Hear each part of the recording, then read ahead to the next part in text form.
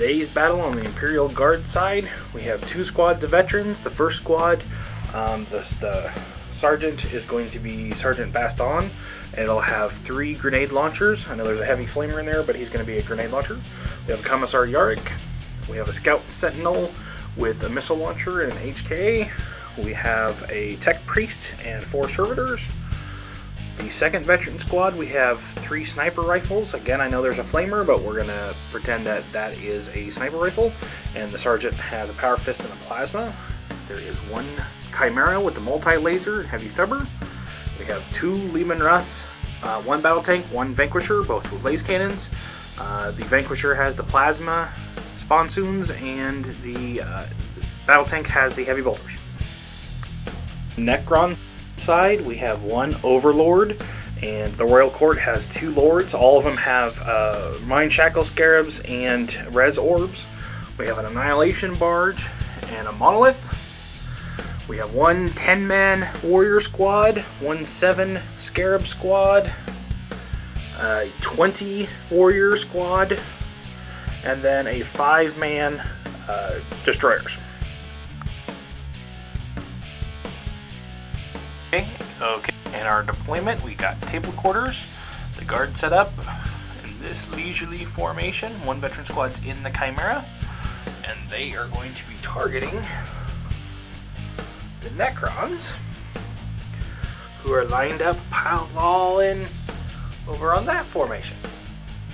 And 1 squad of warriors put themselves into reserves, and the Scout Sentinel put himself into reserves. And the game is Annihilation. And do you want to attempt to steal first turn? Yes. Okay. And 4. It does not steal first turn, so we'll be back after turn 1. At the end of turn 1, the Necrons all moved up and shot, or excuse me, most of them ran. The Monolith did shoot, but he was out of range. 1 Necron Destroyer died to the Imperial Guard shooting, but that is it. On the Guard side, the Chimera moved up, and everything else stayed put. So it was a relatively uneventful turn. So on to turn 2. At the end of turn 2, the Annihilation Barge was immobilized. The Monolith was stunned, but with the living metal, it shook it off. Nothing really happened except for movement on these warriors. This set of warriors did come in from reserves and just walked in. And the Destroyers moved up and did lose another Destroyer.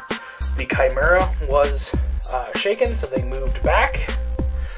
1 of the veterans from the Sniper Squad went down, and nothing happened other than that. It was another relatively uneventful turn. On to turn 3. At the end of turn 3, the Destroyers shot at and assaulted that veteran squad and actually ran them off the table. So we have a kill point. Chimera turned and fired at the Destroyers and could not do anything. The Sentinel moved in, fired all of his stuff at them and did not do anything. The Servitors mind-locked. The Vanquisher fired at this group of warriors and managed to kill 4 after the reanimation protocols. The battle tank fired at the smaller squad and managed to kill 5 after the reanimation protocols. And these guys just moved up, and that's the end of 3. On to turn 4.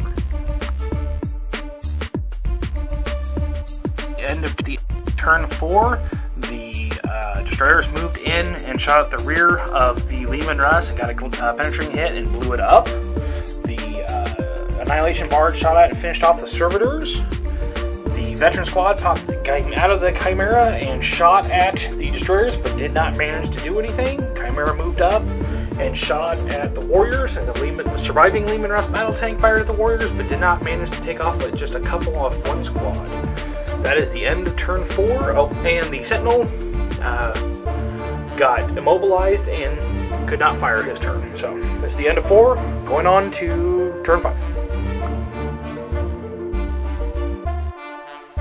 Okay, we're halfway through the 5th turn. The Necrons have gone and they moved up and shot at the Chimera and managed to mobilize it, shake it, or stun it, and then took off its multi-laser shot at the Sentinel, but actually managed to do nothing to the Sentinel. Stars moved up and also shot at the Chimera and did nothing. Or a couple of Gauss flaring arrays at the veterans, but didn't really do nothing. The Scarabs did move up, assaulted the Leman Russ, and did 20-some entropic touch and basically melted the Leman Russ into nothing.